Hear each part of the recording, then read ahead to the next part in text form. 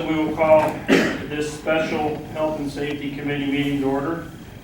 Members present are Mark McKeever, Bruce Truca, Andrew Schock, and myself, Chair. This special Health and Safety Committee meeting was called by Mayor Jeff Reeser to discuss the ambulance service. That is the only item that we are permitted to discuss this evening. And I will call the meeting to order at 7 p.m. And I'll turn it over to Mr. Ratliff.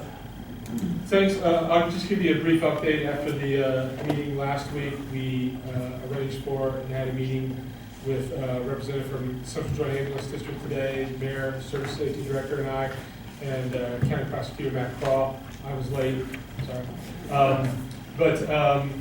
Just kind of briefly discuss the situation, where we're at.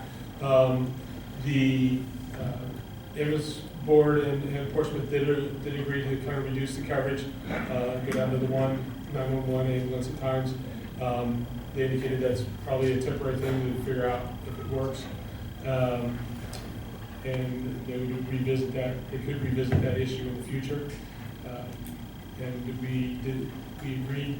We expressed, our concerns, and the city was the only one that voted no on doing that. But we expressed our concerns, and what we agreed to was to follow it up with another meeting next week, have representatives from the ambulance district there, as well as from the city, and Portsmouth Ambulance Service, and again, probably Matt Crawl from the county as well, and see if we can figure out more. So that's where we stand today.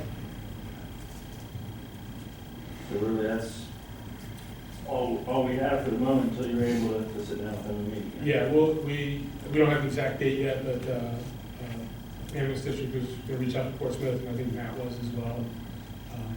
We indicated we try to make ourselves available pretty much any time. So. Do you have anything there? No, we're just trying to work with the best solution. We certainly need to have coverage. There was a contract that was signed. When coverage was established, the subsidies were established at that time. So we're just concerned that we getting what we paid for, I guess, is the best way to put it. And not only that, to make sure that we have coverage for safety for our citizens. So we're working. We want to meet them very quickly and see what we can do. We hope to have that, like Mr. Rattle said, next week, depending on the availability of executives reports for the ambulance. Yeah, and that's a good point to bring up too, that just to make sure that our residents know that we do have an ambulance that's ALS staff as a backup. So I wanted to make sure everybody understood that. And not only that, we have qualified medics, that can run. So that's what ALS means. Not everybody knows that. All right. Well, if you have nothing else for us until you meet with them, then we'll just wait to hear from you. We'll go from there. We'll make sure that we will hold another committee meeting after you have a meeting with the ambulance board and the prosecutor and the people from the ambulance service. And we'll have another committee meeting then to discuss. Yeah, and our next committee's not until November 7th, so potentially we'll need to call another special meeting based on what your time frame is. Well, when we have a meeting date set, we can let you guys know so that you can schedule a meeting after the other meeting. And then that will be publicized through the media as to where it is, and it'll also be on the city website that the meeting is scheduled. Talking about the Health and Safety Committee. The Health and Safety Committee, yes. Because this happens to be one of those, 4 times a year, we have 5 Tuesdays in the month. This happens to be one of those, so there's like an extra week here, because normally we meet every other week.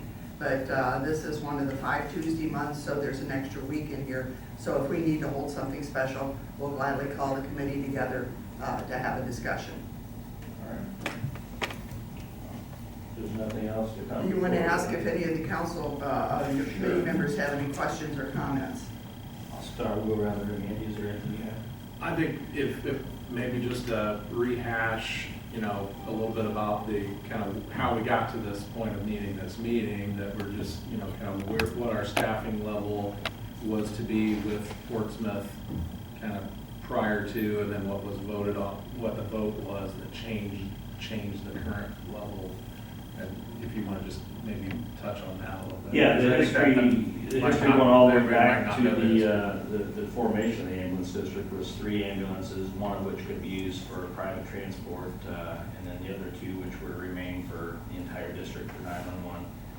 The question was asked to me today, was there any that were required to be in the city limits? I wanted to clarify, that hasn't been the case since StockCheck was our provider back in, Jesse, when was that? Pre-2000. So through the 90s, they had to keep 1 for the city and then ever since the formation of the ambulance district, it's been 2 ambulances available for 911 calls and the third that can do anything. And then the change that you mentioned was at the Wednesday board meeting of the ambulance board last week, they voted to allow one of the 2 available remaining 911 calls. If there's already one on a transport, to do a local transport here in the city limits only. And so that's what preempted this. Do you have anything else? No, I just think that's important to know, because I mean, I think that's for me the big concern, is that we're gonna have a situation where, you know, a run's taking place and within town, and we're gonna have, you know, essentially no one available for a 911 call, and it's, you know, to me, a level of service that we can't accept at this point, so that's a big concern. Bruce, anything from you? No. Mark? I agree with Andy. I'm concerned about only having one ambulance. I mean, Or I'm- 911.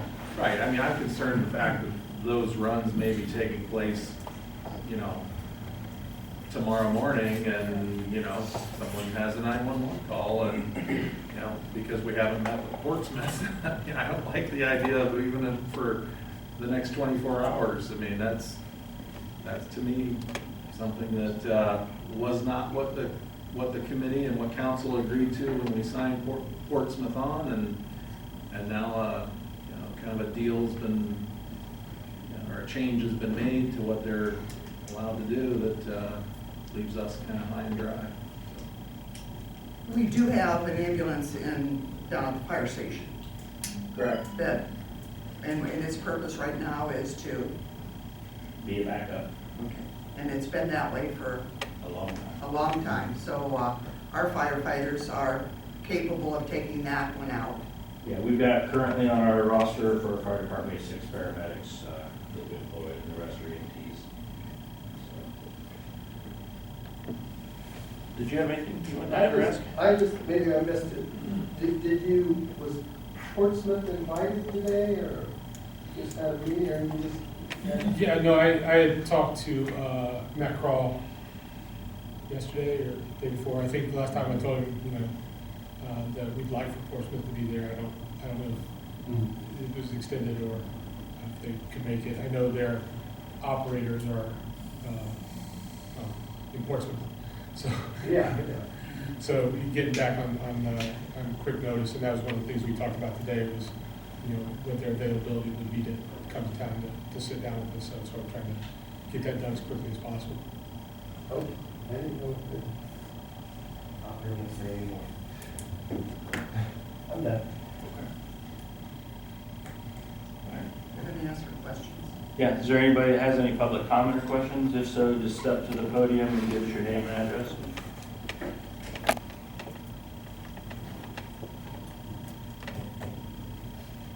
Seeing none, then I will adjourn this meeting at 7:09 p.m. That's a